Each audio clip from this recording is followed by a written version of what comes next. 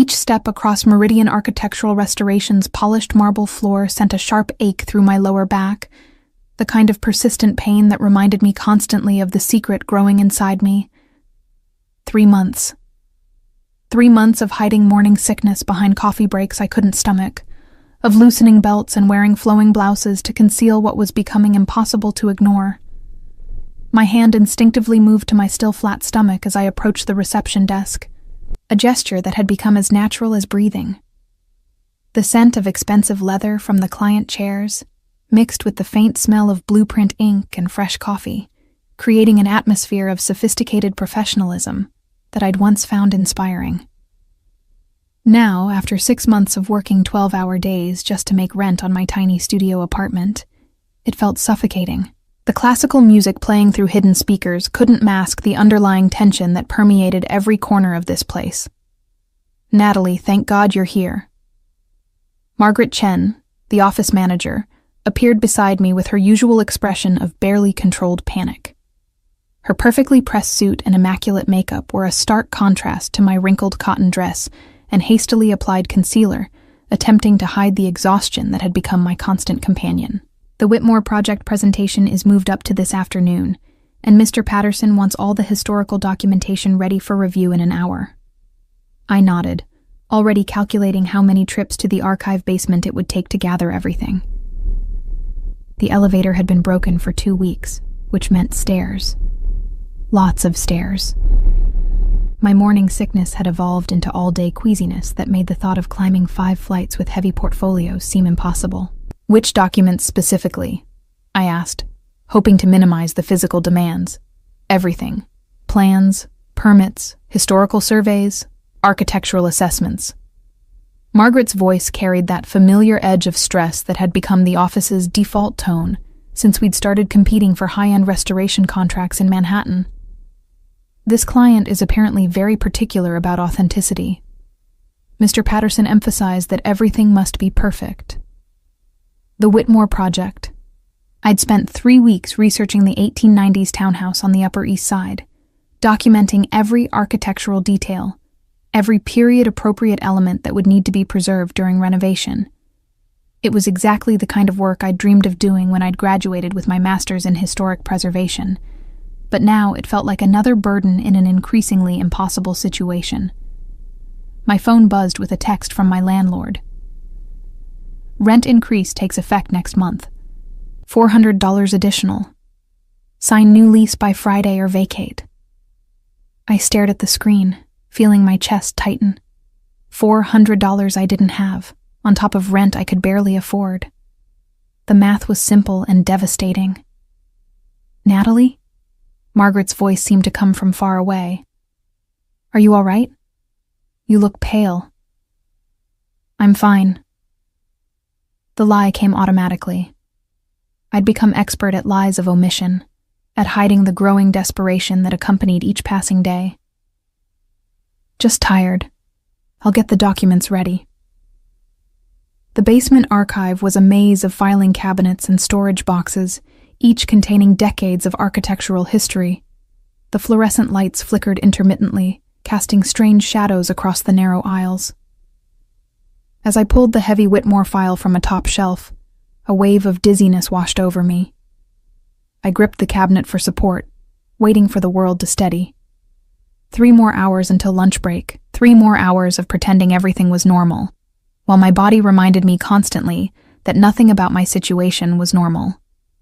The father of my child didn't even know I existed anymore, having disappeared from my life the morning after what I'd thought was the beginning of something beautiful. Just another successful architect who'd used me and moved on, leaving me with nothing but memories and consequences. I climbed the 5 flights slowly, stopping twice to catch my breath and fighting the nausea that seemed to intensify with physical exertion. Margaret was waiting in the main conference room, her fingernails drumming against the mahogany table in a rhythm that matched my growing anxiety. "The client will be here in 30 minutes, she announced as I entered with the files. "Mr. Patterson wants you to present the historical overview personally. He's specifically requested our most knowledgeable preservation specialist." My heart sank. Presentations meant standing for extended periods, meant being scrutinized, meant performing when all I wanted was to curl up somewhere quiet and rest. But I needed this job, needed the health insurance, needed the steady paycheck, needed some semblance of stability before my secret became impossible to hide.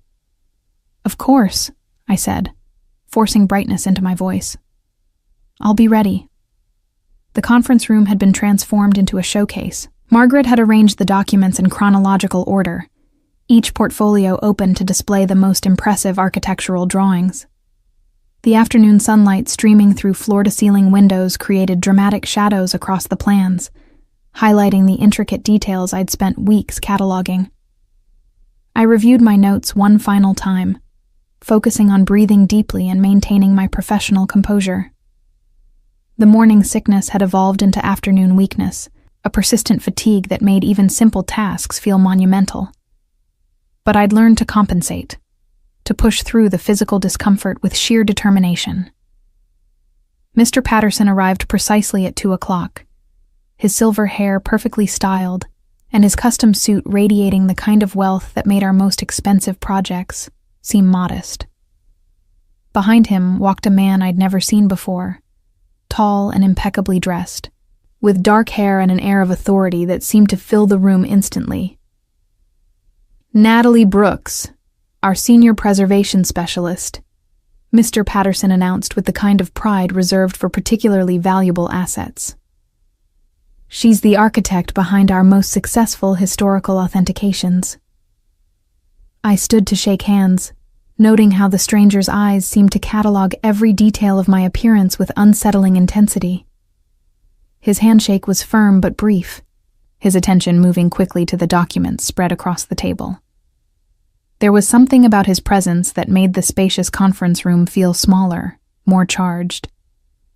"Mr. Cross has a particular interest in maintaining historical integrity," Mr. Patterson continued.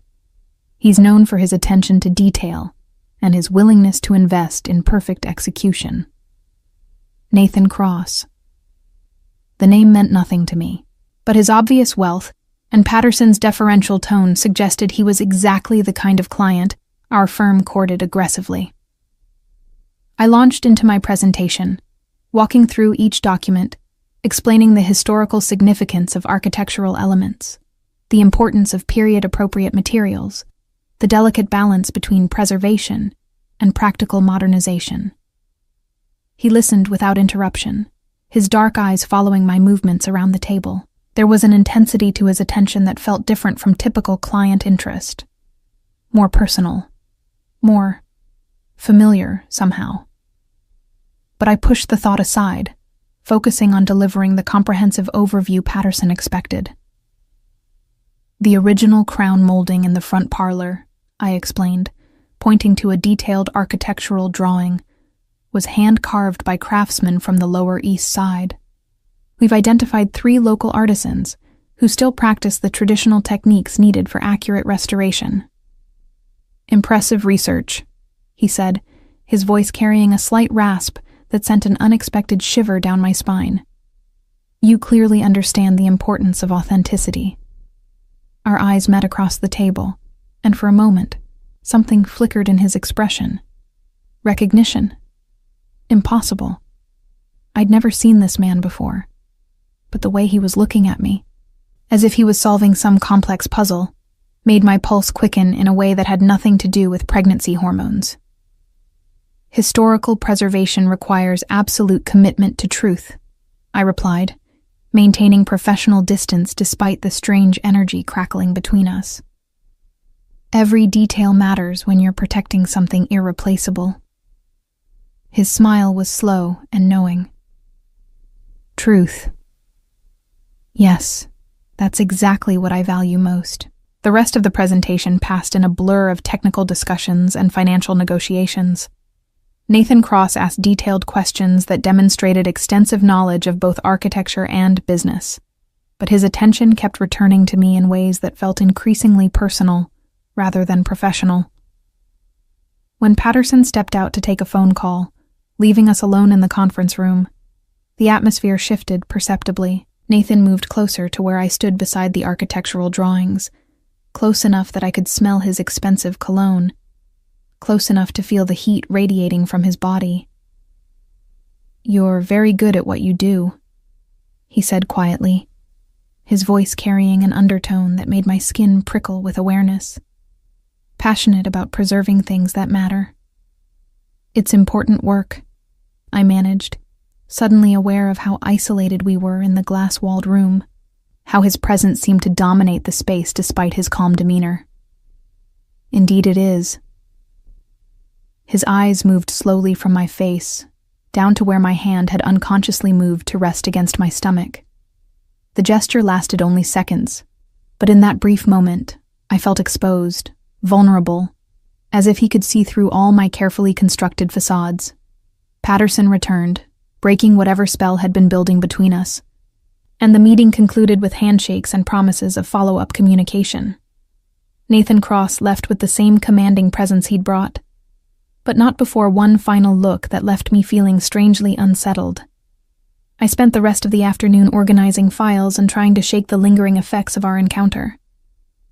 There had been something about him, something that felt significant in ways I couldn't articulate, but clients like Nathan Cross existed in a different world from mine, and brief moments of inexplicable connection meant nothing in the face of my mounting practical concerns. By 6 o'clock, the office had emptied except for the cleaning crew and a few dedicated workaholics burning the midnight oil. I gathered my things slowly, my body aching with the familiar exhaustion that had become my constant companion. The commute home meant an hour on crowded subway cars where the smells of food and perfume would trigger waves of nausea. As I waited for the elevator, Margaret appeared beside me with a manila envelope. "From the Cross meeting," she said with a smile that suggested good news. "Apparently he was very impressed with your presentation. He's specifically requesting you for the project management role." I stared at the envelope, recognizing Patterson's handwriting across the front. Inside would be contract details, timelines, the kind of career opportunity I'd dreamed about before my life became complicated by unplanned pregnancy and financial desperation. "He's offering premium rates," Margaret continued as we stepped into the elevator. "Triple your usual consultation fee, plus bonuses for early completion. Patterson is thrilled. This could be the project that establishes your reputation permanently." The elevator descended slowly, carrying me toward street level and the beginning of my evening commute. I held the envelope carefully, feeling its weight, knowing it represented both opportunity and complication. Working closely with Nathan Cross would mean exposure, scrutiny, extended periods in his presence. And something about our brief interaction had left me feeling more vulnerable than I could afford to be. But the money would solve my immediate problems. The insurance would cover prenatal care. The professional recognition could secure my future in ways that seemed impossible just hours earlier. As the elevator doors opened and I stepped into the bustling lobby, I made my decision. I would take the project. I would work with Nathan Cross. I would be professional, competent, and carefully invisible in all the ways that mattered, because sometimes survival required accepting opportunities that felt dangerous, and I was running out of safe choices. The subway ride home was exactly as miserable as predicted, but I sat with my hand protectively over my stomach, and my mind focused on the future. Tomorrow I would call Nathan Cross's office. Tomorrow I would begin the project that might save everything. Tonight, I would allow myself to hope that things were finally starting to improve. The morning after accepting the Whitmore project, I arrived at the townhouse on East 73rd Street to find Nathan Cross already there, studying the building's facade with the same intense focus he'd brought to our conference room meeting. The sight of him in casual dress, dark jeans and a fitted black sweater that emphasized his lean build, sent an unexpected flutter through my chest that I immediately tried to suppress. "You're early," he said, without turning around, somehow aware of my presence despite my quiet approach. "I appreciate punctuality." "I wanted to assess the site conditions before our team meeting," I replied, pulling out my tablet and camera to begin documenting. Morning light reveals different architectural details than afternoon shadows. He turned then, and I was struck again by the unsettling intensity of his attention. In daylight, His features were sharper, more defined. There was something almost predatory about the way he watched me, as if he was constantly evaluating, calculating. Always thorough. I noticed that about you yesterday. The comment felt weighted with meaning I couldn't decipher. I focused on the building instead, noting the condition of the limestone facade, the intricate ironwork of the balconies, the way decades of weather had affected the original construction materials. This was safer ground, technical, professional, devoid of the strange undercurrents that seemed to follow our interactions. The cornice work is more deteriorated than the initial assessment indicated, I observed, photographing areas where the decorative stonework had begun to crumble. We'll need specialist mason consultation before proceeding with facade restoration. Cost isn't a concern, he said simply. Quality is. I want this building restored to exactly what it was in 1895, regardless of expense. I nodded, making notes about the expanded scope of work. Clients with unlimited budgets were rare in architectural restoration, but they came with their own complications. Perfectionist expectations, frequent changes, intensive oversight. Still, the financial security this project represented made any challenges worthwhile. I'll need access to all interior spaces for comprehensive assessment, I continued. Structural elements, mechanical systems, original architectural details that might be hidden behind later renovations. Of course, I'll arrange for keys and security codes. He moved closer as I worked, ostensibly to observe my documentation process, but his proximity was distracting in ways that had nothing to do with professional considerations. I assume you'll be conducting the assessment personally? Yes. Historical preservation requires hands-on evaluation that can't be delegated. I stepped sideways, maintaining professional distance while continuing to photograph. The initial survey will take approximately 2 weeks, followed by detailed restoration planning. My phone buzzed with a text from my doctor's office, reminding me about my upcoming appointment. I glanced at the screen automatically, then quickly tucked the phone away when I realized Nathan had been watching. His expression didn't change, but something shifted in the atmosphere between us. "Health appointment?" he asked casually. Too casually. "Routine checkup," I replied, uncomfortable with his apparent observation of my personal communications. Nothing that will interfere with the project timeline. The rest of our site meeting proceeded normally, discussions of renovation phases, material sourcing, timeline coordination. But I couldn't shake the feeling that Nathan was studying me as much as he was listening to my professional recommendations. Every gesture, every expression seemed to register with him in ways that felt invasive. Over the following week, our interactions intensified. He appeared at the townhouse daily, sometimes with legitimate questions about restoration decisions, sometimes seemingly just to observe my work. His presence was simultaneously reassuring and unsettling. He clearly cared deeply about the project's success, but his attention felt personal in ways that made me increasingly uncomfortable. "You're very dedicated," he commented one afternoon as I cataloged original hardware in the front parlor. "Most consultants would delegate this level of detail work. Most consultants don't understand that authenticity lives in the details," I replied, carefully removing a period door handle for cleaning and assessment. "These pieces tell the story of how people actually lived in this space. And stories matter to you." It wasn't a question. I looked up from my work to find him watching me with that familiar intensity. Historical narratives matter, yes. Understanding context helps preserve meaning along with physical structures. What about personal stories? Do those matter too? The question felt loaded, dangerous. I returned my attention to the hardware, using the physical task to avoid meeting his eyes. "I'm here to preserve architectural history, Mr. Cross. Personal narratives aren't part of my professional scope." "Nathan," he corrected quietly, "and I think you'd be surprised how much personal and professional narratives can overlap." That evening, I discovered he'd been more thorough in his background research than typical client due diligence would require. Margaret mentioned during our weekly check-in that Nathan's assistant had requested copies of my academic transcripts, professional certifications, and previous project portfolios.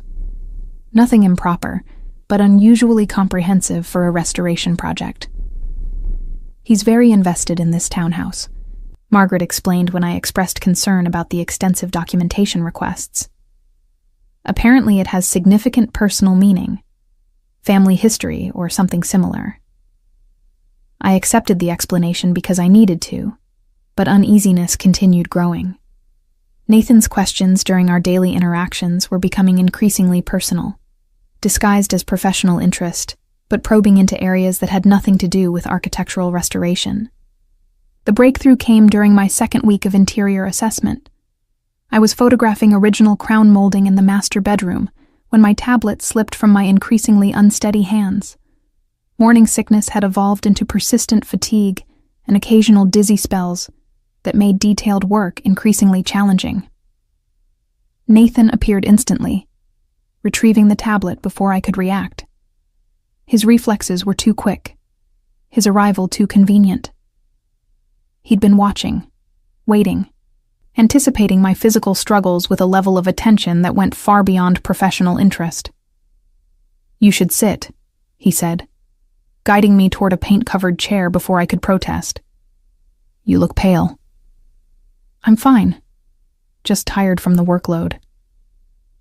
But even as I spoke, another wave of dizziness made the room tilt slightly.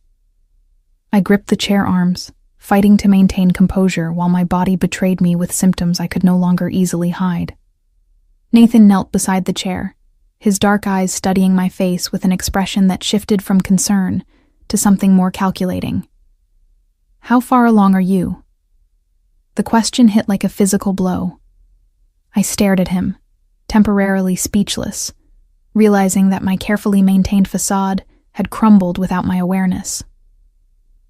"I don't know what you mean. 3 months? 4? His voice was gentle but implacable. "You've been fighting morning sickness for weeks, wearing progressively looser clothing, avoiding coffee and wine during our business dinners. The signs are subtle, but consistent." My hands moved instinctively to my stomach, a gesture that confirmed what he'd already concluded. "My personal life isn't your concern, isn't it?" He stood, moving to the bedroom window that overlooked the building's rear courtyard. "You're working for me, Natalie. Your well-being directly affects project success, and pregnant women shouldn't be exposed to renovation dust and chemical fumes without proper protection." The practical concern seemed reasonable, but his tone suggested deeper interest. I forced myself to stand, needing to reclaim some measure of control over a conversation that felt increasingly dangerous. "I appreciate your concern, but I'm perfectly capable of managing my own health and safety." I retrieved my tablet and camera, preparing to continue work despite my shaky equilibrium. The project timeline doesn't allow for reduced productivity. The timeline is flexible. Nathan moved between me and the bedroom door, not blocking my exit but making clear that the conversation wasn't finished. "Your health isn't." Something in his tone made me look up sharply. The careful politeness he'd maintained throughout our professional relationship had slipped, revealing something harder underneath. Not threatening, exactly, but definitely authoritative in ways that had nothing to do with client privilege. "I need to finish documenting this room," I said carefully, testing whether he would actually prevent me from continuing my work. He stepped aside immediately, but his expression remained thoughtful. "Of course, but we should discuss adjusted working conditions, shorter days, better ventilation, reduced physical demands." The suggestions were reasonable, considerate even, but they also represented a level of involvement in my personal circumstances that crossed professional boundaries. I nodded agreement because arguing seemed pointless, but my discomfort continued growing. That evening, I researched Nathan Cross more thoroughly than I had before accepting the project. What I found was simultaneously reassuring and alarming. Successful real estate developer with an impeccable public reputation. generous charitable donations, particularly to organizations supporting women and children. No criminal record, no scandal, no obvious red flags. But successful men with spotless public images sometimes had the most to hide, and Nathan's interest in my personal circumstances felt increasingly intrusive rather than considerate. The next morning brought an unexpected development. Nathan arrived at the townhouse with a woman I didn't recognize. Tall, elegant, expensively dressed, with the kind of refined beauty that suggested both good genetics and excellent maintenance. My fiancée, Victoria Wellington, Nathan introduced her with casual pride. She's interested in the restoration process. Victoria's smile was polite, but cool as she shook my hand. Her grip was firm, her attention sharp, and something in her expression suggested she'd heard about me in contexts that went beyond professional consultation. Nathan speaks very highly of your expertise, she said with the kind of practiced graciousness that barely concealed deeper assessment. He's quite impressed with your attention to detail. The subtext felt weighted with meaning I couldn't fully interpret. I responded with appropriate professional courtesy while studying the dynamic between them.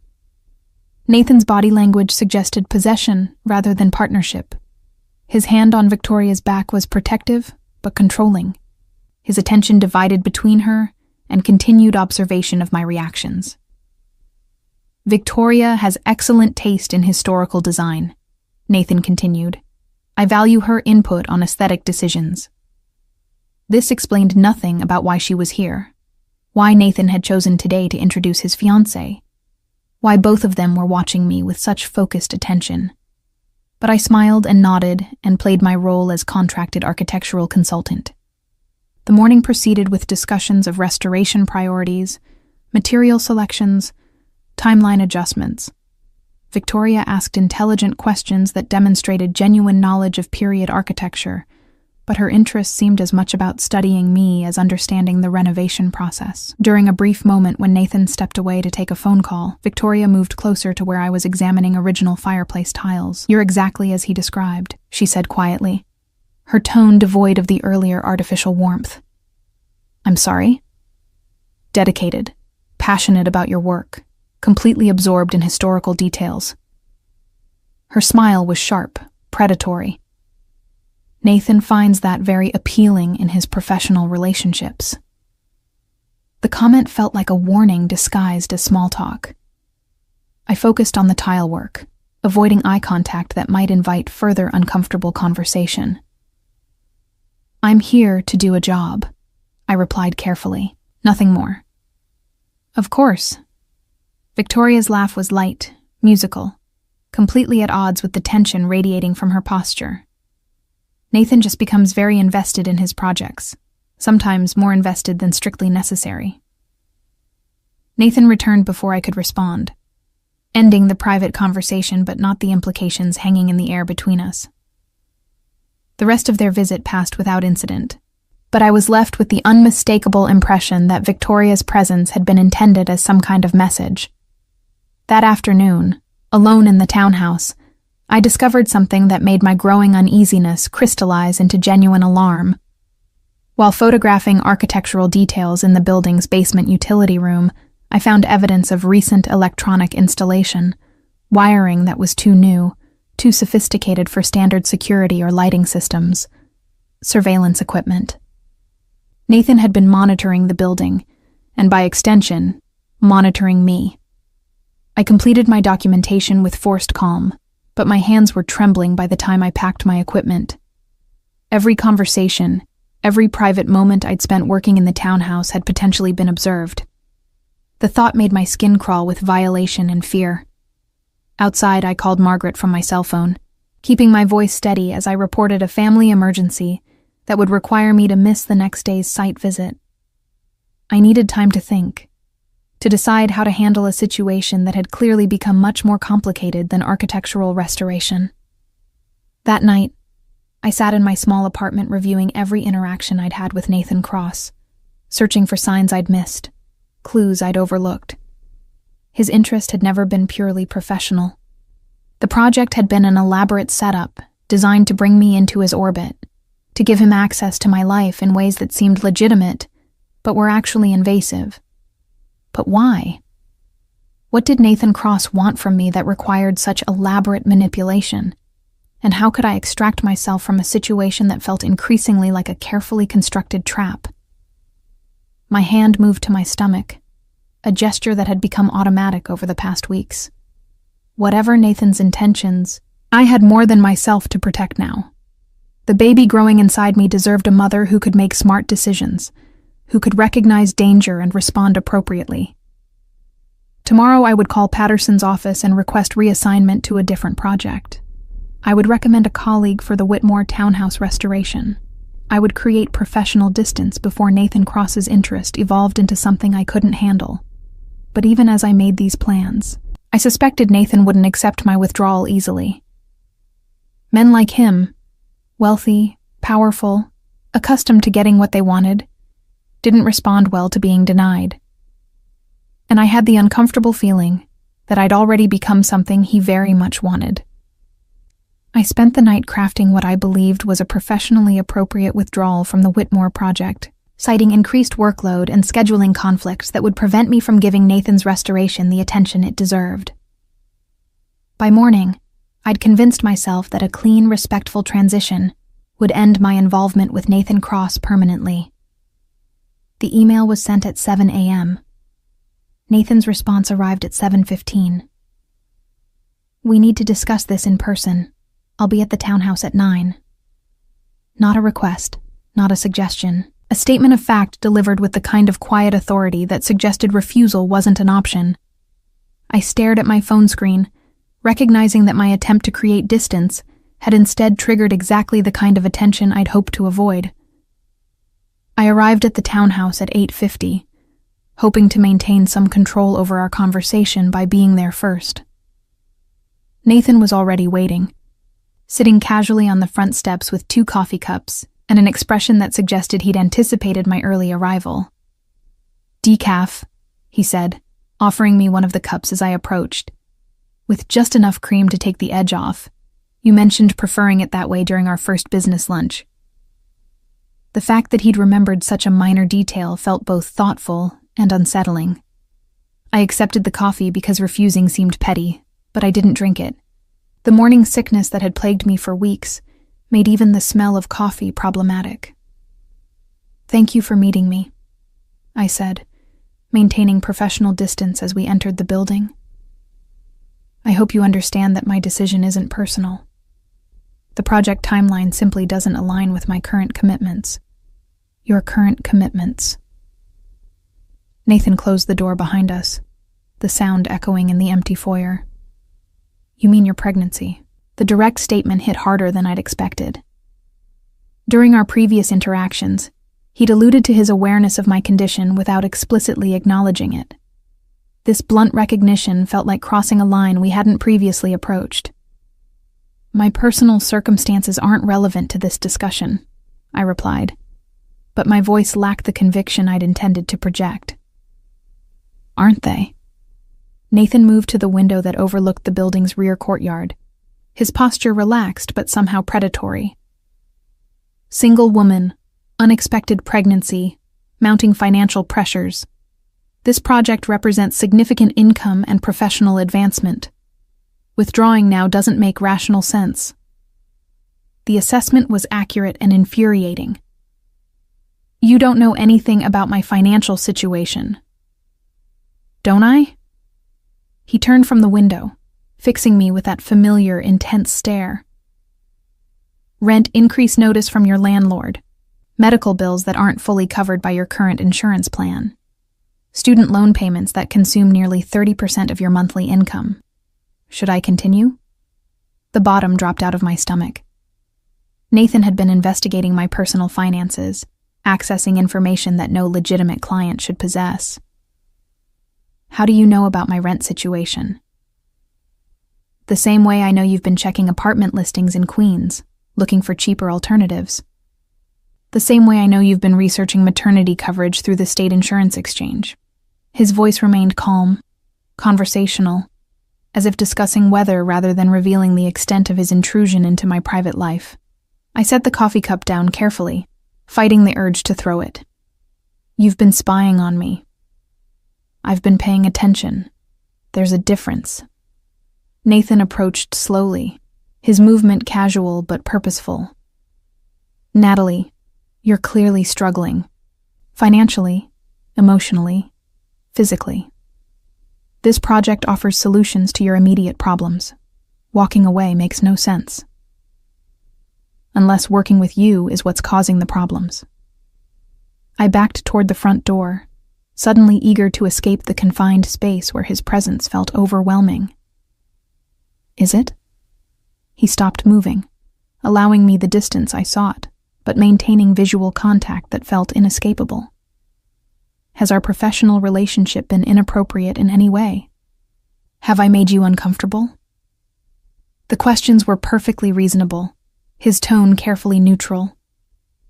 On the surface, Nathan had been nothing but professional, courteous, respectful, focused on project details.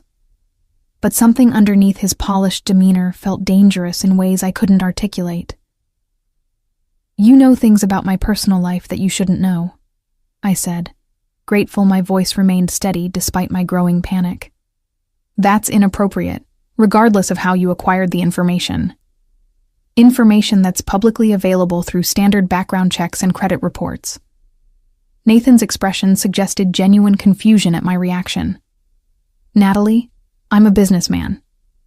Due diligence is standard practice when forming professional relationships. Due diligence doesn't include medical records and private financial information."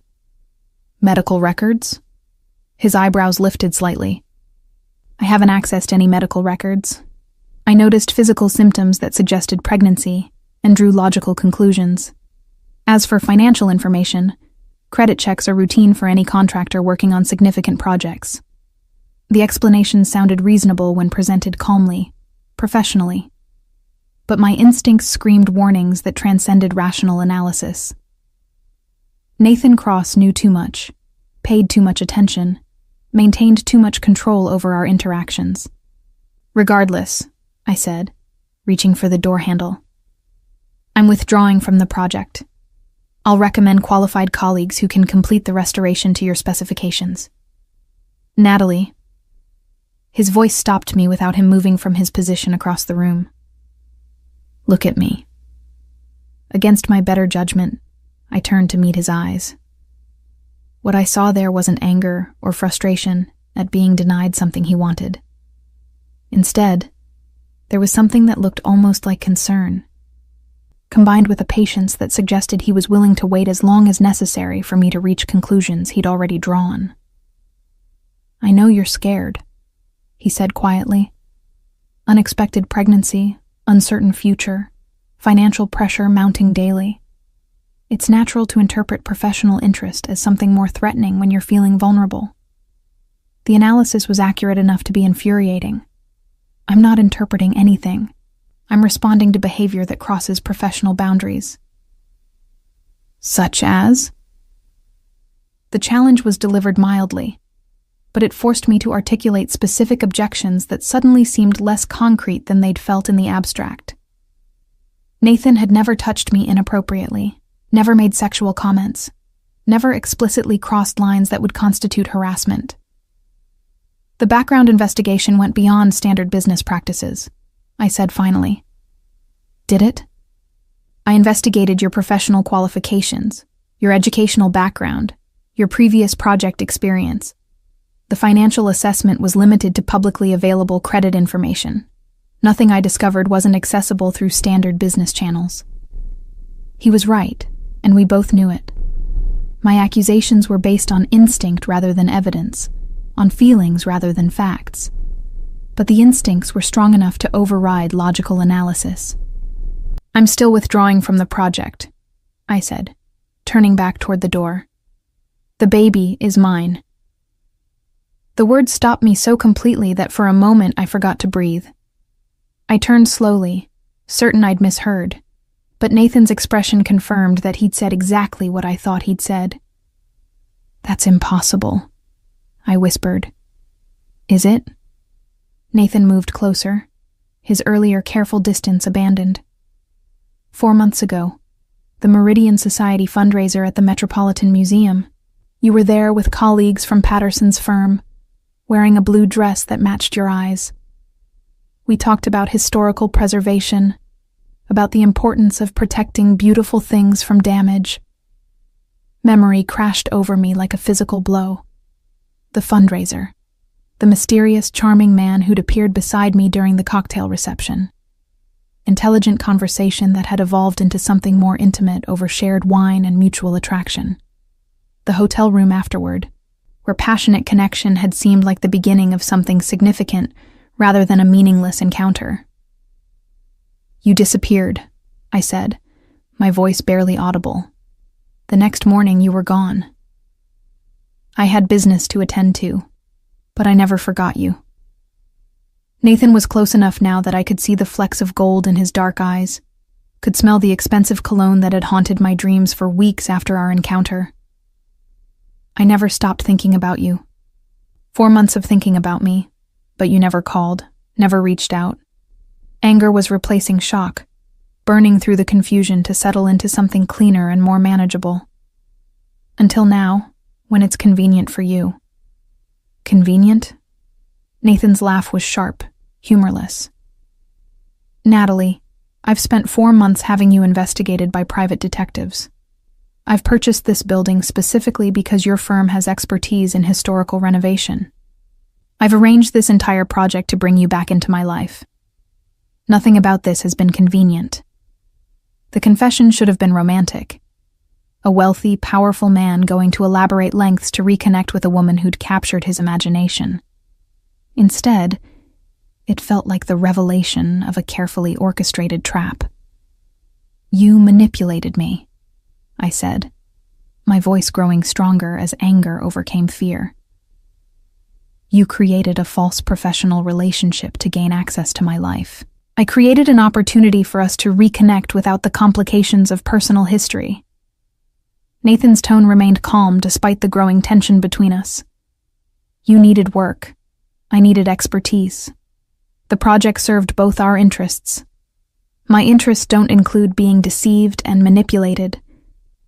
Your interests include financial security, professional advancement, and medical care for our child. The possessive pronoun landed like a physical blow, all of which this project provides. Our child? I backed away from him, needing distance to process what he was suggesting. This baby isn't ours anything. This baby is mine. Biology disagrees with you. Nathan followed my retreat, maintaining the closing distance between us. I'm the father, which means I have rights and responsibilities that extend beyond your personal preferences. The legal implications of his statement hit me like cold water. Nathan Cross had resources I couldn't imagine, influence I couldn't match. And now he was asserting parental rights to a child I'd planned to raise alone. You don't know for certain that you're the father, I said, grasping for any argument that might provide escape from the trap I suddenly realized I'd been walking into for weeks. Don't I? Nathan pulled out his phone, scrolling to what appeared to be a medical document. Paternity testing through maternal blood sampling, completely safe for the developing fetus, completely accurate for determining biological parentage. I had it done 3 weeks ago. That's impossible. You'd need my blood sample, which I obtained from the coffee cup you left at the townhouse during your first site visit. DNA analysis confirmed what I already suspected. The revelation hit me like a physical blow. Nathan had been planning this confrontation for weeks, gathering evidence, building a case, constructing an argument I couldn't refute. Every coffee cup, every casual gesture, every moment of apparent courtesy had been calculated manipulation. That's illegal, I managed, though my voice sounded weak even to my own ears. Is it? You left the cup behind voluntarily. I simply had it tested through private medical services that don't require consent for paternity determination.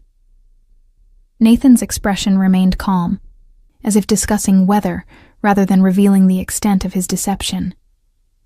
The results are legally admissible should formal custody proceedings become necessary. Custody proceedings. The words echoed in my mind like a death knell. Nathan wasn't just claiming paternity. He was threatening legal action to gain control over my child. "What do you want?" I asked, abandoning any pretense of maintaining professional composure.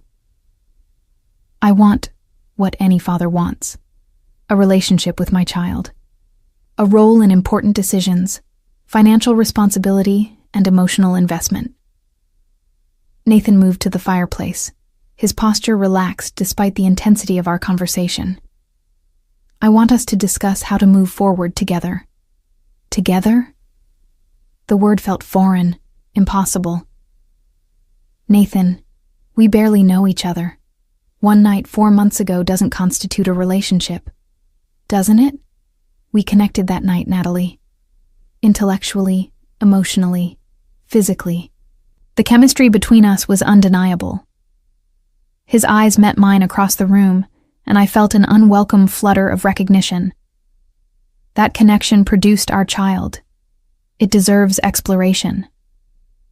I forced myself to remember the morning after our encounter, waking alone in the hotel room with only a note thanking me for a lovely evening. The casual dismissal had stung more than I'd wanted to admit, making me feel used and discarded. "You left," I said, letting the hurt I'd suppressed for months color my voice. "You treated me like a one-night stand and disappeared from my life. I left because staying would have complicated things before I was ready to handle them properly." Nathan's tone suggested genuine regret. "My business interests require careful management of personal relationships. I needed time to arrange circumstances that would allow us to reconnect appropriately." Appropriately. Anger flared again, burning through my confusion. "You mean you needed time to investigate me, manipulate me, and construct an elaborate deception?"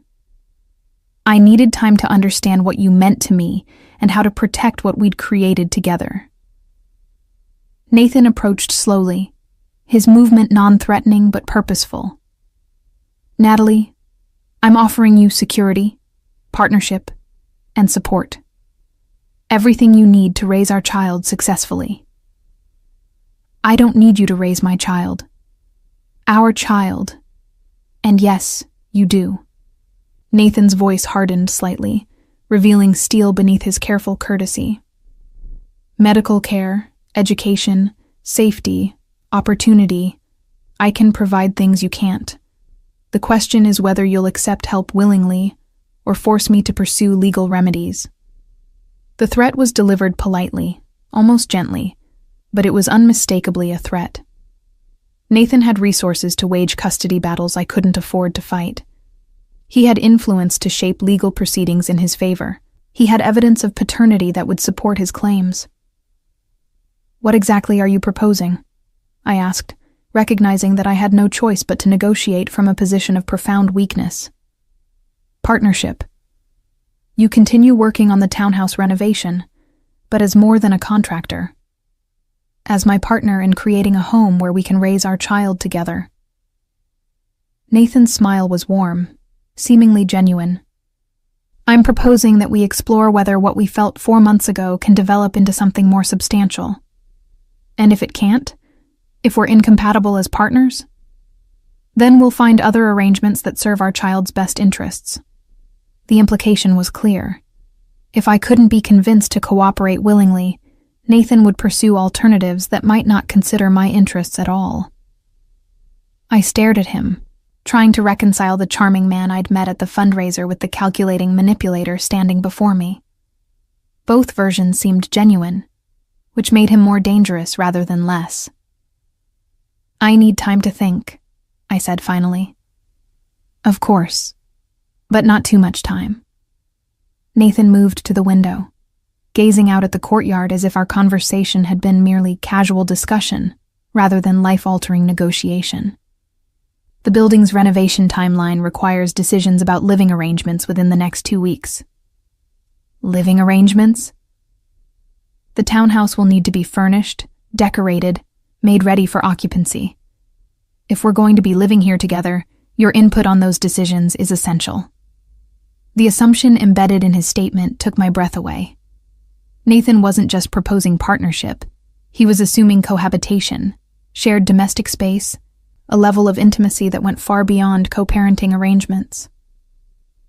"I never agreed to live with you," I said carefully. "Haven't you? You're carrying my child, Natalie. In 6 months, that child will need a home, stability, 2 parents who can provide love and security." Nathan turned from the window, his expression serious but not unkind. "I'm offering you a chance to help create that environment. And if I refuse, then I'll create it without your input and pursue custody arrangements that ensure our child has access to proper care and opportunity." The threat was delivered matter-of-factly, as if discussing business logistics rather than threatening to separate a mother from her child. I felt trapped, cornered by circumstances I'd never anticipated, and choices I'd never wanted to make. Nathan Cross had appeared in my life like a savior, offering financial security and professional opportunity.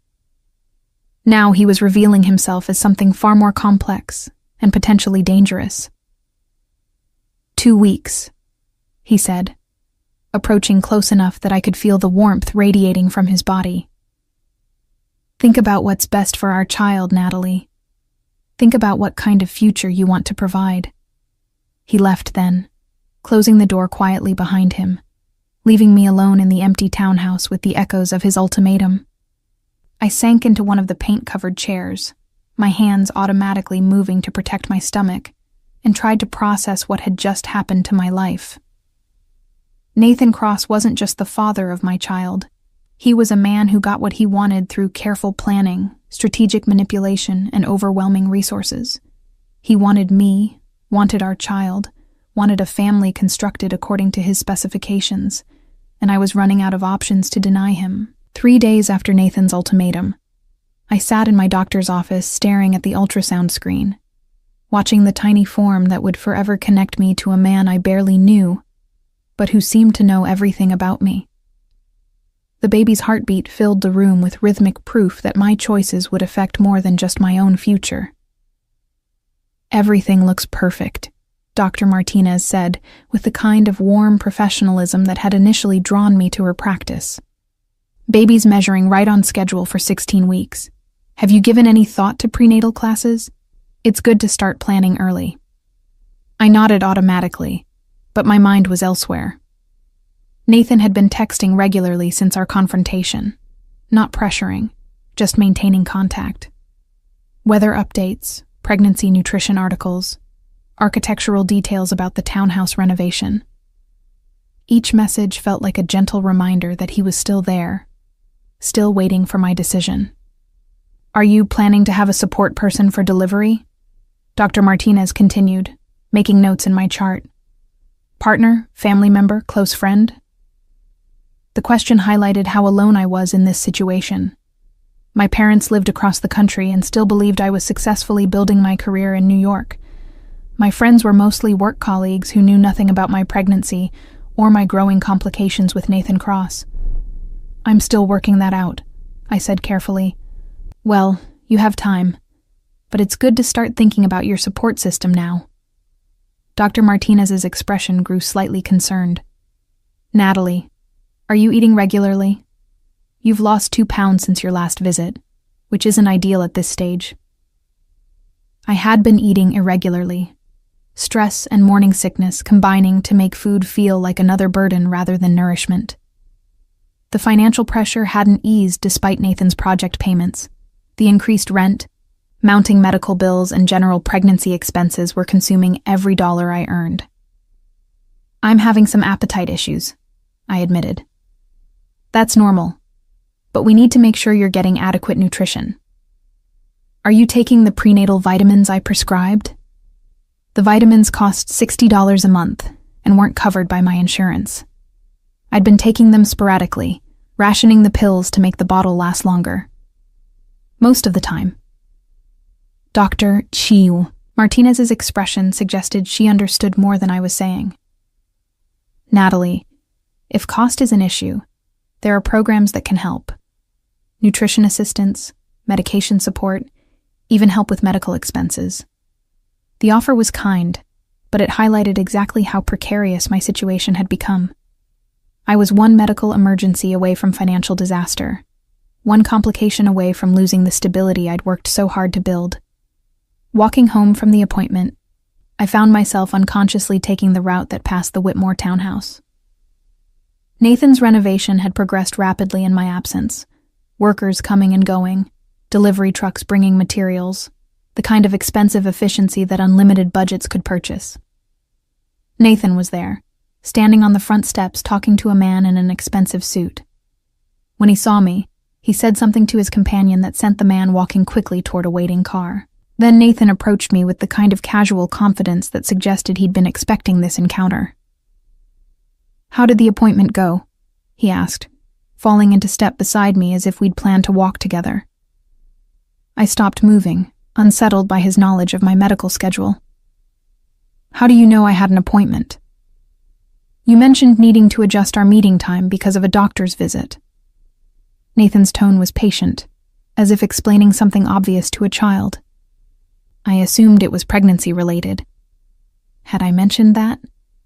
The past few days felt like a blur of stress and decision-making that had left me uncertain about what I'd said to whom. "The baby's fine," I said carefully. "I'm glad. And you? How are you managing?" The question felt loaded with meaning beyond simple courtesy. Nathan was studying my face with the same intensity he'd brought to our previous interactions, cataloging details I couldn't hide. "I'm fine too. Are you? You look tired.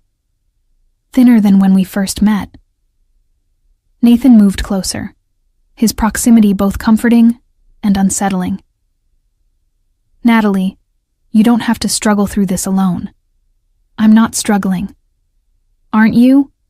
Nathan pulled out his phone, scrolling to what appeared to be a financial document. "Your rent increase went into effect yesterday. Your insurance premium increased by 40% this month. Your grocery expenses have decreased by 30% over the past 2 weeks. The accuracy of his information sent a chill down my spine. "How could you possibly know that?" "The same way I know you've been looking at studio apartments in neighborhoods with questionable safety ratings. The same way I know you've been rationing prenatal vitamins and skipping meals." Nathan's voice remained calm, but his eyes showed something that might have been genuine concern.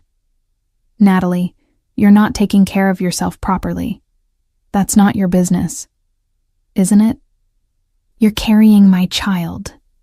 Your health directly affects the baby's development." Nathan moved closer, close enough that I could smell his expensive cologne. "I'm offering solutions to your problems. Your solutions come with strings attached. Partnership comes with mutual obligations. That's different from strings." Nathan gestured toward the townhouse, where workers were installing what appeared to be expensive security systems. "I'm renovating that building as a home for our family. Your family. Our child will grow up with every advantage, every opportunity, every protection I can provide."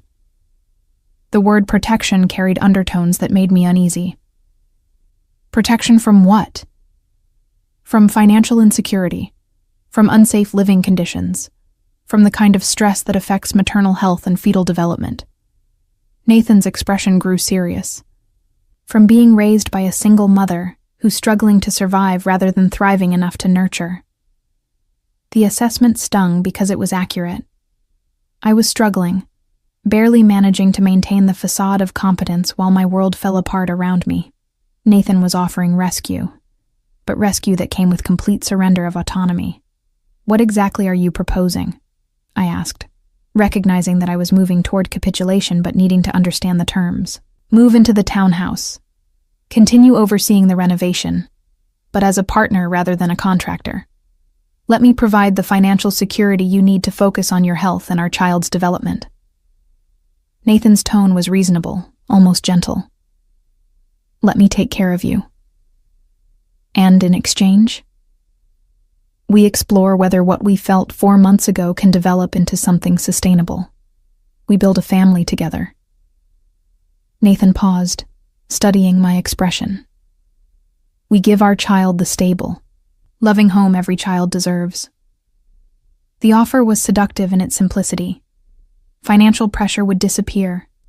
Medical care would be comprehensive. The baby would grow up with every advantage wealth could provide. All I had to do was surrender my independence to a man who'd already proven capable of elaborate manipulation. I need to see the living arrangements, I said finally, before I make any decisions. Nathan's smile was immediate and genuine. Of course, the residential floors are nearly finished. I think you'll find them comfortable. The townhouse's upper floors had been transformed into something that belonged in architectural magazines rather than real life. The master bedroom was spacious and elegant, with windows overlooking a private garden and enough space for a sitting area and home office. The nursery was already partially decorated, painted in soft yellows and greens that would work for either gender. There's a guest suite on the third floor if you prefer separate sleeping arrangements initially, Nathan said, noting my examination of the master bedroom's large bed. I want you to be comfortable. The apartment was beautiful, luxurious, far beyond anything I could ever afford independently. But it was also clearly designed to his specifications, decorated according to his taste, structured around his lifestyle. Where would you sleep? I asked. Wherever you're most comfortable with me sleeping. Nathan's tone was carefully neutral. Natalie, I'm not going to pressure you into physical intimacy you're not ready for. The goal is partnership, not conquest.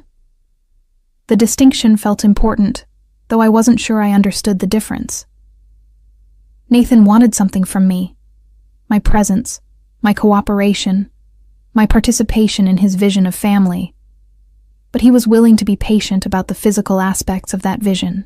The renovation will be finished in 6 weeks, he continued.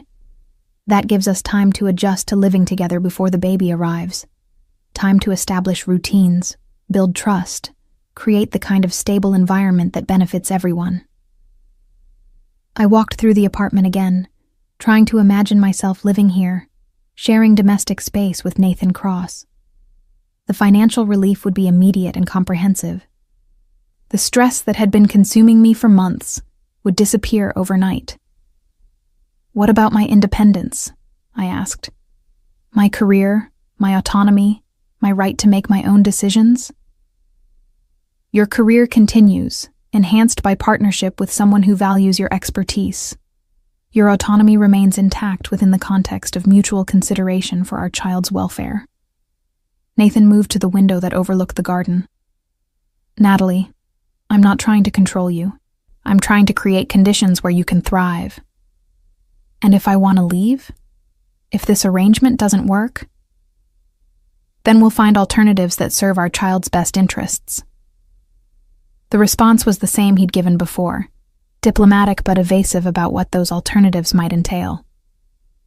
I knew I was being offered a deal that heavily favored Nathan's interests over my own. But I also knew that my current situation was unsustainable, that the stress and financial pressure were affecting my health and potentially my pregnancy. I need one more day to think about it, I said. Of course. Nathan moved toward the door, then paused. Natalie, I want you to know that regardless of what you decide about our living arrangements, I intend to be involved in our child's life. This offer is about making that involvement beneficial for everyone, rather than adversarial. The underlying threat was clear, even wrapped in considerate language. Nathan would be part of this situation whether I cooperated or not. The question was whether I would participate willingly in arrangements that offered me some comfort and security, or force him to pursue alternatives that prioritized his rights over my preferences. That night, I sat in my cramped studio apartment calculating the mathematics of survival. Rent, utilities, food, medical expenses, maternity clothes, baby supplies. The numbers added up to impossibility. I was already behind on several bills, already rationing necessities, already compromising my health through stress and inadequate nutrition. Nathan's offer would solve every practical problem while creating new emotional and psychological complications. But the baby growing inside me deserved better than a mother who was constantly stressed about money. constantly worried about basic necessities. I called Nathan at 8 o'clock the next morning. "I'll move in this weekend," I said without preamble. "But I want separate bedrooms until after the baby is born. And I want written agreements about financial arrangements and future custody considerations." "Of course," Nathan replied, his satisfaction evident even over the phone. "I'll have my attorney draft something that protects both our interests. And Nathan, this is about the baby, not about us." "I'm not agreeing to be your girlfriend or partner in anything except co-parenting." "Understood," he said. "Although I hope you'll keep an open mind about possibilities." I hung up knowing I'd just made a decision that would change everything about my life. Nathan Cross had gotten what he wanted through patience, pressure, and the offer of solutions to problems he'd helped create. I was moving into his space, accepting his support, becoming dependent on his resources, but I was also ensuring that my child would grow up with advantages I could never provide alone. And perhaps, in a situation where I had little power, that was the best choice available. Moving into Nathan's townhouse felt like stepping into an alternate reality where every detail of daily life had been anticipated and arranged to perfection. My belongings, what few possessions I'd accumulated in my small studio, looked insignificant in the spacious guest suite Nathan had prepared for me. Designer furniture, carefully curated artwork, and amenities I'd never experienced created an environment that was beautiful, but fundamentally foreign. "Mrs. Chen will handle household management," Nathan explained as he showed me through the kitchen, which was equipped with professional-grade appliances I had no idea how to operate. "Meals, cleaning, laundry, whatever you need. I want you to focus on your health and the baby." Mrs. Chen was a pleasant woman in her 50s who spoke with a slight accent and moved through the house with quiet efficiency. She smiled warmly when Nathan introduced us, but I caught her studying me with the kind of assessment that suggested she'd been briefed about my situation. "Mr. Cross mentioned you're experiencing morning sickness," she said kindly. "I've prepared some ginger tea and crackers that might help settle your stomach." The consideration was thoughtful, but it highlighted how thoroughly Nathan had discussed my personal circumstances with his household staff. Every aspect of my condition, my needs, my routines, had apparently been analyzed and accommodated before my arrival. "Thank you," I said, accepting the tea despite my discomfort, with the level of attention focused on my pregnancy symptoms. "That's very kind. Mrs. Chen raised 4 children of her own," Nathan added. "She's invaluable for understanding what pregnant women need." The comment suggested long-term planning that went beyond temporary accommodation. Nathan wasn't just housing me during my pregnancy. He was assembling a support system designed to facilitate child-rearing under his roof. That first week passed in a careful dance of cohabitation that felt more like an extended job interview than domestic partnership. Nathan was unfailingly courteous, respectful of my privacy, attentive to my comfort without being intrusive. He left for business meetings each morning and returned in the evenings with updates about his day and genuine interest in mine. "How was your appointment with the obstetrician?" he asked one evening as we shared dinner in the elegant dining room. Mrs. Chen had prepared something that smelled wonderful, but which my sensitive stomach could barely tolerate. "Fine. Everything's progressing normally." I pushed food around my plate, trying to eat enough to avoid appearing ungrateful while fighting persistent nausea. "And the nutrition counseling? Was that helpful?" I looked up sharply. "How do you know about nutrition counseling?" "You mentioned being concerned about weight loss. I assumed your doctor would address that." Nathan's expression was innocent, but I was beginning to recognize that he knew more about my activities than casual conversation could explain. "I haven't mentioned any concerns about weight loss." "Haven't you? Perhaps I misunderstood." Nathan continued eating calmly, as if we hadn't just touched on evidence of surveillance that extended beyond what I'd explicitly shared with him. These moments of recognition came regularly, Nathan demonstrating knowledge of appointments, conversations, decisions I hadn't discussed with him. When I confronted him directly, he always had reasonable explanations. but the accumulation of incidents created a pattern that was impossible to ignore. "Mrs. Chen mentioned you've been having trouble sleeping," Nathan said one morning as I appeared in the kitchen later than usual. "Perhaps we should consult with your doctor about safe sleep aids during pregnancy." I never told Mrs. Chen I was having trouble sleeping. "Didn't you? She's very observant about household routines." Nathan handed me a cup of the ginger tea that had become part of my morning ritual. "If you're uncomfortable discussing health concerns with her, perhaps you'd prefer to share them with me directly." The suggestion felt reasonable, but it also highlighted how thoroughly my activities were being monitored and reported. Mrs. Chen wasn't just household staff. She was providing Nathan with detailed information about my daily routines, physical symptoms, emotional state. "I'm not uncomfortable discussing anything," I said carefully. "I just value privacy about medical issues." "Of course, but pregnancy affects more than just the expectant mother. I want to be sure I'm providing appropriate support." Nathan's tone was patient, understanding, but the underlying message was clear. My privacy was less important than his need for information. As my pregnancy progressed and became more visible, Nathan's attention intensified in ways that felt both protective and possessive. He insisted on accompanying me to medical appointments, claiming concern for my safety, but actually participating in discussions with my doctor that felt invasive. "The baby's heartbeat is strong," Dr. Martinez announced during my 20-week ultrasound, moving the wand across my growing belly while Nathan watched the monitor with intense focus. "And the development is completely normal?" Nathan asked, leaning forward to study the grainy images on the screen. "Everything looks perfect. Baby's measuring right on schedule, all organs developing appropriately." Dr. Martinez paused the ultrasound to point out various features. "Would you like to know the sex?" I glanced at Nathan, unsure whether this was a decision we should make together, or one I should make independently. The uncertainty highlighted how unclear our relationship boundaries remained, despite weeks of cohabitation. "What would you prefer?" Nathan asked, deferring to my choice but clearly hoping to be included in the decision. "I'd like to know," I said, suddenly eager for any concrete information about the child we were both planning our lives around. "It's a girl," Dr. Martinez announced with a smile. "A healthy baby girl." Nathan's expression transformed with something that looked like wonder mixed with fierce protectiveness.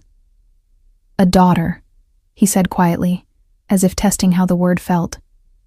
Walking home from the appointment, Nathan was unusually quiet, his mind apparently absorbed by the reality of impending fatherhood to a daughter, rather than the abstract concept of parenthood.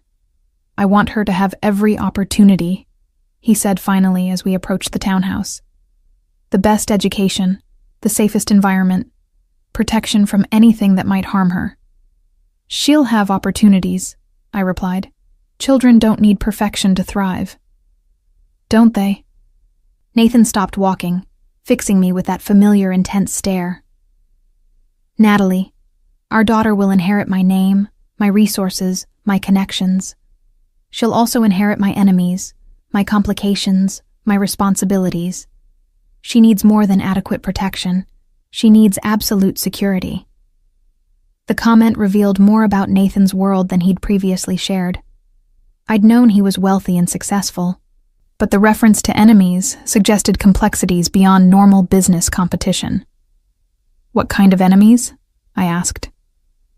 Nathan resumed walking, his pace suggesting discomfort with the direction of our conversation. "Business rivals, people who resent success, individuals who might see advantage in threatening what I value most. And what you value most is our daughter. What I value most is my family." Nathan's tone carried finality that discouraged further questions, which is why security measures are necessary. That evening, I discovered what Nathan meant by security measures. The townhouse's renovation had included installation of sophisticated surveillance systems, reinforced windows and doors, and communication equipment that seemed excessive for residential use. The monitoring system covers all public areas of the house. Nathan explained when I questioned the cameras I'd noticed in hallways and common rooms. Not bedrooms or bathrooms, obviously. Just security precautions. Security against what? Against anyone who might threaten our family's safety. Nathan's expression was serious, almost grim. Natalie, successful people attract attention from individuals with questionable intentions. These systems ensure that attention doesn't become action. I wanted to ask more questions about what kinds of threats required such elaborate precautions, but Nathan's demeanor suggested the conversation was closed. Instead, I focused on the immediate implications of living in a house where my movements were constantly monitored, even if bedrooms remained private. The sense of being watched extended beyond electronic surveillance. Nathan's business associates, household staff, and various professionals working on the building's completion all seemed to report to him about my activities, health, and general well-being. Mr. Cross mentioned you've been spending a lot of time reading in the garden, the townhouse's landscape designer mentioned during a consultation about plant selections. He wanted to ensure we included seating areas that are comfortable for expectant mothers. Mr. Cross has been asking about your energy levels, Mrs. Chen commented while preparing lunch. He's concerned you might be overexerting yourself with the renovation consultations. Each comment seemed innocent individually, but collectively they painted a picture of comprehensive monitoring that felt invasive, despite being framed as consideration for my welfare. The most unsettling realization came during my 24th week of pregnancy, when I discovered that Nathan had been documenting our cohabitation in ways that extended beyond casual record-keeping. Legal documents, financial arrangements, medical records, and even photographs of me around the house suggested preparation for formal custody proceedings. "What is this?" I asked, confronting him with a folder I'd found in his study while looking for pregnancy books he'd mentioned having. Nathan examined the documents without apparent concern about my discovery. Preparation for formal custody arrangements.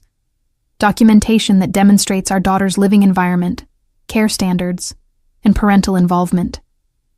You're building a custody case against me? I'm building a custody case that protects our daughter's interests, regardless of how our personal relationship develops. Nathan's tone was matter-of-fact, as if discussing business contracts rather than plans that could separate me from my child. These documents demonstrate that she's receiving appropriate care in a stable, secure environment. What if I want to leave? Then these documents demonstrate that her continued care is best served by remaining in the environment we've established together. Nathan moved closer, his expression serious, but not unkind. Natalie, I'm not planning to take our daughter from you. I'm planning to ensure she has every advantage, every protection, every opportunity to thrive. By threatening me with custody battles? By demonstrating that her welfare is best served by the partnership we're building together. Nathan's hand moved to rest gently on my shoulder, a gesture that was both comforting and possessive. I want you to choose to stay, to build this family together. But if you choose to leave, our daughter's interests come first. I stared at him, recognizing that the comfortable cage he'd built around me was more secure than I'd realized. Nathan had created conditions where leaving would mean abandoning not just financial security, but potentially my child as well. You've thought of everything, I said quietly. I try to. Nathan's smile was gentle but unmistakably triumphant. Natalie, I want what's best for all of us. Our daughter deserves parents who can provide for her completely, emotionally, financially, and in terms of security. Together, we can give her everything. Apart, we can only give her fragments. That night, lying in the guest bedroom that had become more comfortable than any place I'd ever lived, I understood that Nathan Cross had achieved exactly what he'd planned from the beginning. I was dependent on his support, invested in the home he'd created, committed to arrangements that served his interests more than mine. But our daughter was healthy, protected, and positioned for a future filled with advantages I could never provide alone. And perhaps in a world where my choices had been systematically limited, that was enough to justify the price I was paying for security. The first real threat to our carefully constructed domestic arrangement came during my 32nd week of pregnancy, when I was too visibly pregnant to hide my condition, but still mobile enough to maintain some independence. I was walking home from a prenatal appointment when a black sedan began following me, matching my pace for several blocks before pulling alongside at a red light. The passenger window rolled down, revealing a man I didn't recognize. Middle-aged, expensive suit, cold eyes that studied me with calculating interest. "Miss Brooks?" he said, his voice carrying a slight accent I couldn't place. "My employer would like to speak with you." "I think you have me confused with someone else," I replied, stepping back from the curb despite the public setting, providing some measure of safety. "Nathan Cross's girlfriend, the mother of his child." The man's smile was unpleasant, predatory. "Yes, we know exactly who you are." The light changed, but the sedan didn't move. Other cars began honking, creating a scene that made my skin crawl with visibility and vulnerability. "Mr. Cross has created complications for certain business relationships," the man continued. "Perhaps you could encourage him to be more cooperative." "I don't know what you're talking about," I said, but my voice shook despite my attempt to maintain composure. "Of course you don't, but you could learn. Quickly." The man leaned closer to the window, his proximity making my fight-or-flight instincts scream warnings. "Children are precious things, Miss Brooks. It would be unfortunate if anything threatened their safety." The sedan pulled away before I could respond, leaving me standing on the sidewalk with my heart pounding and my hands instinctively protective over my swollen belly. The threat had been delivered politely, almost conversationally, but its implications were terrifyingly clear. I called Nathan from the street, my fingers trembling as I dialed his number. "Someone just threatened me," I said when he answered. "A man in a black car. He knew who I was, knew about the baby." "Where are you?" Nathan's voice sharpened immediately, all casual warmth replaced by something harder and more focused. "Corner of Lexington and 72nd, walking home from Dr. Martinez's office." "Stay exactly where you are. Don't move, don't talk to anyone else. I'm sending security to bring you home immediately." "Security?" "Just stay put, Natalie. 2 minutes." The call ended before I could ask more questions. Within 90 seconds, a large man in a dark suit appeared beside me, as if materialized from the busy street crowd. "Ms. Brooks, I'm Marcus, Mr. Cross's security coordinator. He asked me to escort you home." Marcus was polite, but clearly capable of handling threats more serious than I'd ever imagined. He guided me to a waiting car with tinted windows, checking our surroundings constantly as we moved. The level of preparation suggested this wasn't the first time Nathan had needed to deploy protective measures. Nathan was waiting in the townhouse foyer when we arrived, his expression grim and his posture radiating controlled tension. "Tell me exactly what happened," he said, leading me to the living room where Mrs. Chen immediately appeared with tea and the kind of solicitous attention reserved for crisis situations. I recounted the encounter as precisely as possible, watching Nathan's expression grow progressively darker as I described the man's knowledge of our situation and his implicit threats. "Did he touch you? Make any physical contact?" "No, but he knew things, Nathan. About us, about the baby, about where I'd be walking. Of course he did." Nathan moved to the window that overlooked the street, his attention focused on potential threats I couldn't identify. "They've been watching us for weeks, looking for vulnerabilities." "They? Who are they?" Nathan turned from the window, his expression serious enough to make my stomach clench with anxiety that had nothing to do with pregnancy hormones. "Business competitors who aren't content with legal methods of competition," he said carefully. "People who believe threatening families is acceptable business practice. What kind of business requires that level of security? The kind that generates enough profit to make rivals desperate." Nathan approached slowly, his movement cautious as if I might flee from whatever he was about to reveal. "Natalie, I need you to understand that your safety and our daughter's safety now depend on security measures that might seem excessive." "What aren't you telling me?" Nathan sat across from me, his posture suggesting he was choosing his words carefully. "My business interests extend beyond conventional real estate development. Some of my activities exist in areas where legal and illegal boundaries aren't clearly defined." The admission landed like a physical blow. Nathan wasn't just wealthy and powerful. He was involved in activities that attracted the kind of enemies who made threats against pregnant women. Illegal activities? Activities that certain government agencies and business rivals prefer to characterize as illegal. Nathan's tone remained calm despite the magnitude of what he was revealing.